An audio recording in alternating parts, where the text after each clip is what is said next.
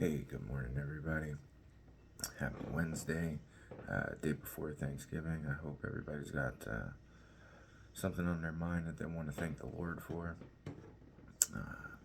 And it is currently 35 degrees, going to be high around 37. Temperatures are going to drop and then come back up. 7:02 is the sunrise, and 4:10 is the sunset. And so we been just kind of going through what's leading up to the book of Judges, and um, in Judges chapter 1, after the death of Joshua. So we took a look at what Joshua was talking about right before he died. The people of Israel inquired of the Lord, who shall go up first against for us against the Canaanites. And so the Lord sends Judah. Judah solicits Simeon, Simeon his brother, and Judah and Simeon shared the same mother. That was in Genesis 29. Okay, come up with me into the territory allotted to me, and that they fight against the Canaanites. And so Judah tells Simeon, I'll go and fight against the Canaanites in your territory.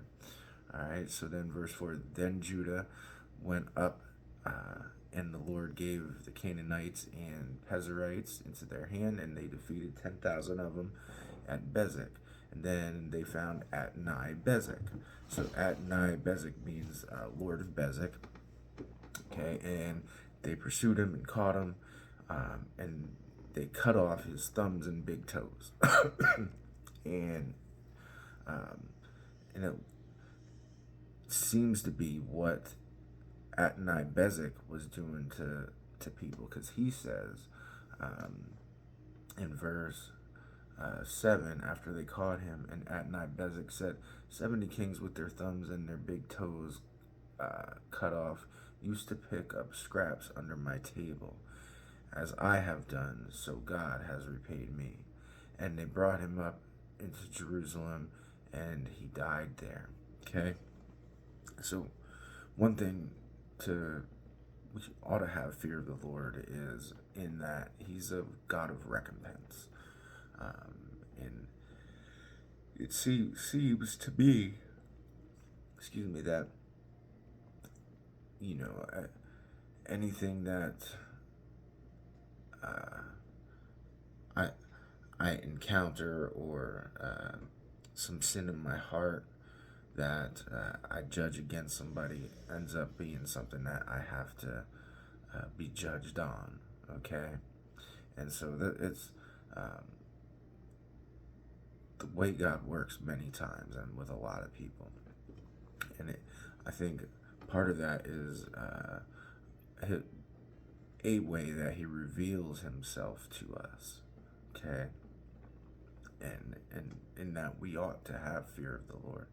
And then verse 8, and the men of Judah fought against Jerusalem and captured it. Verse 10, and Judah went up against the Canaanites who lived in Hebron, and they defeated. Okay, verse 11, they went up against the inhabitants of Debir, and this is where we see Caleb, and Caleb says, anyone who attacks Kirith Sefer and captures it, he'll give the hand of his daughter as his wife. And Othniel, who's actually going to be a judge coming up here, I think it's chapter 3, the son of Kenaz, Caleb's younger brother. So his nephew captured it, and he took his daughter Aksha for his wife. Okay, and then there's a little story about how he gives her land in the Negev, which is pretty much a desert. And she goes back and asks him for springs, because what good is land without water? Okay, and Caleb gives her that. Then in verse 60, we see the descendants of the Kenite, Moses' father-in-law, that's Jethro, went up with the people of Judah from the city of the palms into the wilderness of Judah. The city of the palms is another name for Jericho. Okay, which lies in the Negev near Arid, and they went and settled with the people. Okay, you can see that in Numbers 10. So verse 17, and Judah went with Simeon his brother, and he defeated the Canaanites. Verse 18, and they also captured Gaza with its territory. And then verse 19, look, and the Lord was with Judah, and he took possession of the hill country. But he did not drive out the inhabitants of the plain because they had chariots of iron. So if the Lord was with Judah, why didn't he capture them? Why didn't he capture those inhabitants? Why couldn't he drive them out of the hill country? This is because they had chariots of iron. Do you think the Lord was scared? I don't think the Lord was scared. I don't think the Lord's scared of anybody. So that was probably, in my estimation, and I think the way things unfold, you'll see, it wasn't a Lord issue. No. It was a heart issue. It was a heart issue with Judah, and they began to fear them. Okay, that's my estimation. And Hebron was given to Caleb. This is verse 20, as Moses had said. And he drove out from it the three sons of Anak. The three sons of Anak is another phrase, Anakim, all right? And the Anakim were tall people. Those are the ones that, the Anakim is who 10 of the spies began to fear. Right, the 10 spies were scared. That's Numbers. All right, verse 21. But the people of Benjamin did not drive out the Jebusites who lived in Jerusalem. So the Jebusites lived with the people of Benjamin in Jerusalem to this day. All right, so at the time they wrote it, the Jebusites were still in Jerusalem. All right, to this day, the day of this writing. Then, verse 22, the house of Joseph went up against Bethel, and the Lord was with them. All right. So the Lord was with the house of Joseph. And the house of Joseph scouted out Bethel. Now the name of the city was formerly Luz, and the spies saw a man coming out of the city and said to him, please show us the way into the city, and we will deal kindly with you. And he showed, this is verse 25, and he showed them the way into the city, and they struck the city with the edge of the sword. But they let the man and all his family go. They let the man and all his family go. So here we're starting to see the seeds of Israel not completing what God had said, to drive out and to completely and utterly destroy the inhabitants of the land I will give you. That's what he said. But they're letting them go. Okay, they're letting go. Now look what happens. And the man went into the land of the Hittites and built a city and called its name Luz. That is its name to this day.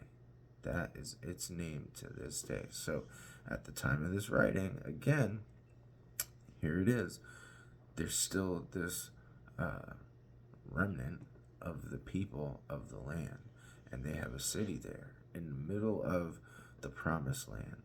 Okay, so there's little pockets of sin still in the heart of the land of Israel. Verse 21, Manasseh did not drive out the inhabitants. Verse 28, when Israel grew strong, they put the Canaanites to forced labor, but did not drive them out completely. Okay?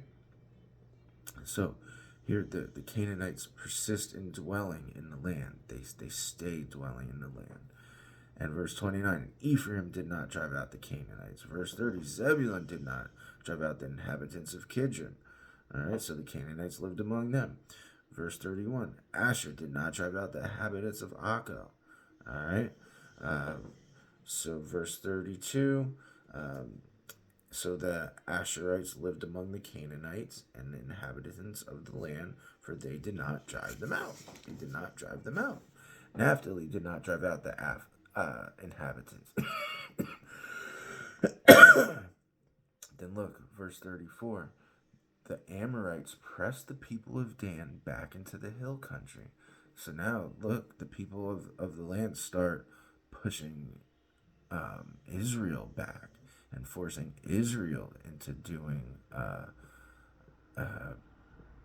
into not taking full possession. So they're pushing back. So we see this tug and war going on. They did not push them back.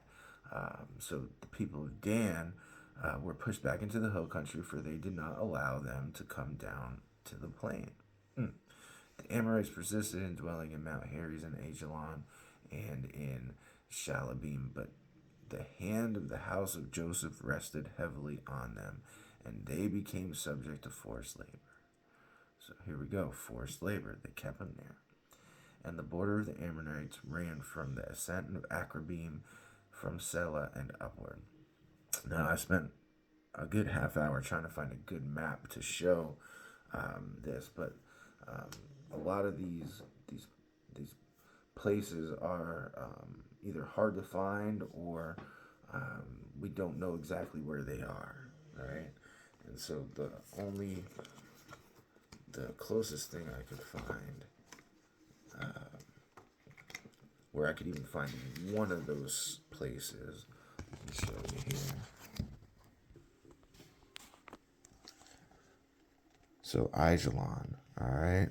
So the Amorites pushed Dan up into here, all right. Now, one of the maps I found showed that somewhere in here and coming up, all right, somewhere in here and coming up is where their border ran, okay, and that and that is where that they ran from the ascent of Akrabim up from Selah and upward. So they kind of went this way, and now we're starting to see this type of border. Now, just north of Ajalon, right? Just north of that is Damascus and the Assyrian, essentially Assyrian country, right? So we're starting to see, right, where the invaders are going to start coming from, okay? Where the invaders are starting to come from. And really what it boils down to is they come from Israel not doing what God commanded, right? Not obeying the Lord, right? Because they're remnants of people that should have been completely and utterly destroyed. See, sin works the same type of way, right? Sin works the same type of way. When we don't completely and utterly destroy it, it pops up. It pops up and it pushes us into a corner when we should be completely and utterly destroying it and pushing it away. We should be influencing it, not sin influencing us.